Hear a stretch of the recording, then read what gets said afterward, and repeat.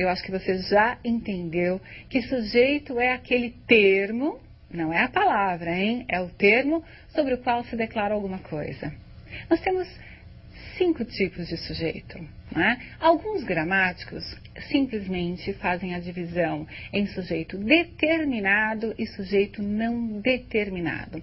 Nós vamos fazer uma divisão didática, né, para que vocês entendam como é possível reconhecer esses sujeitos determinados e não determinados e como é que você faz para, através do verbo, chegar a essa classificação. Comecemos pelos sujeitos mais simples, o chamado sujeito simples e composto. Leiam comigo. Gravamos então a definição. Sujeito é o termo sobre o qual se declara algo. Quando o sujeito será simples? Vejam lá. Os jovens adoraram a iniciativa. Sobre quem estamos falando? Estamos falando sobre os jovens. E agora eu quero que vocês percebam que o termo sujeito está sendo formado por 2 palavras. Os jovens. Mas há uma palavra principal. Qual é? Jovens, claro. Se eu tenho uma única palavra, um único núcleo importante, eu chamo o sujeito de simples. Vejam o exemplo seguinte. Saúde, educação, segurança pública e assistência social teriam muito a ganhar com essa mudança. Nós temos aí várias palavras e um único termo, é um sujeito composto. São várias palavras, um único termo e a classificação é sujeito composto porque são vários os núcleos importantes. Nós estamos falando sobre a saúde, sobre a educação, sobre a segurança e sobre a assistência social. Então nós temos 4 palavras importantes que representam 4 núcleos desse sujeito composto. Muito bem. Não é muito difícil, não é? Então, simples é um núcleo, uma palavra que se encarrega de ser o elemento centralizador da informação. No sujeito composto, aí sim, é um termo, sujeito composto, mas são várias palavras que são significativas, que são importantes. Sujeito simples, sujeito composto. E o outro sujeito que nós vamos ver agora são chamados de sujeitos determinados. Por que determinados? Porque nós temos certeza de qual é o sujeito.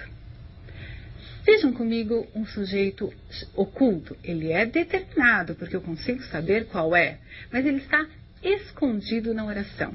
Escondido ou pela desinência verbal, pela terminação do verbo, ou então ele está escondido no contexto, mas eu consigo identificar. Por isso ele é chamado também de determinado, ao lado do sujeito composto e do sujeito simples. Vamos ler? Contei a história muitas vezes.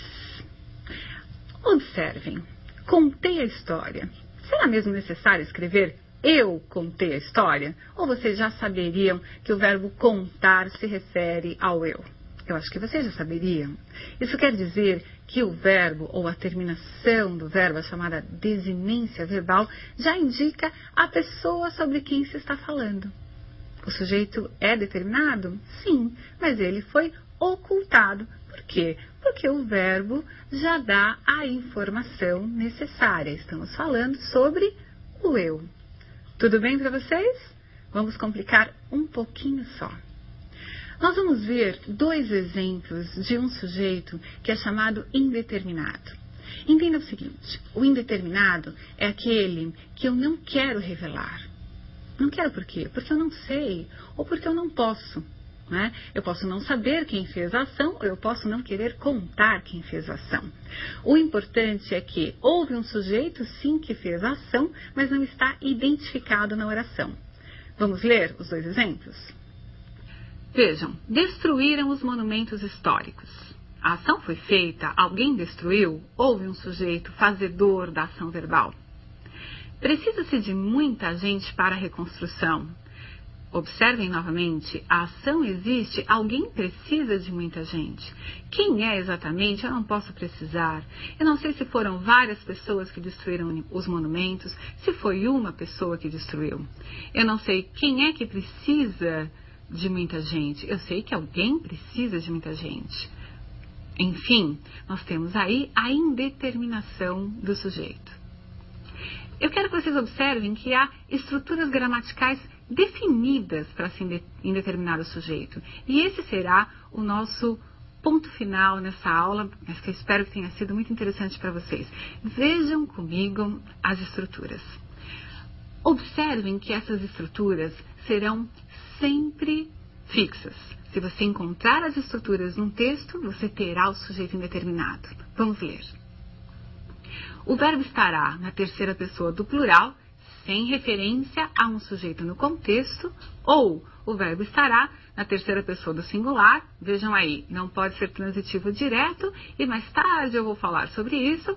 E vai aparecer uma palavrinha junto do verbo, que é chamada índice de indeterminação do sujeito. Pessoal, essa estrutura é fixa, sempre será dessa forma. Indeterminou-se o sujeito através da estrutura verbal. Na próxima aula, continuaremos o assunto vendo o sujeito inexistente. Um grande abraço.